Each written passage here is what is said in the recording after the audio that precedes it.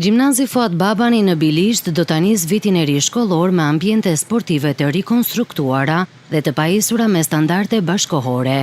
Investimi ka përfshirë përmirësimin e fushave sportive, të cilat do të shërbejnë nxënësve dhe ekipeve sportive në kuadër të programit pas shkolle, por edhe komunitetit të zonës. Ndërhyrja është realizuar nga Ministria e Arsimit dhe Sportit në bashkëpunim me Bashkinë Devol, me synim krijimin e kushteve më të mira për aktivitetin fizik dhe zhvillimin e sportit në shkolla. Shkolla e mesme e Fuat Babani në Bilisht është pjesë e rritit shkollave komunitare në Devol dhe është nështruar rikonstruksionin të terreneve sportive të kësaj shkolle dhe njëkohësisht dhe ambienteve të brendshme ndrimin e përgjithshëm të dyerve të gjithë klasave, pasi ishin drejta një amortizimi. Është një investim i Ministrisë së Arsimit në bashkëpunim me Bashkinë Devol.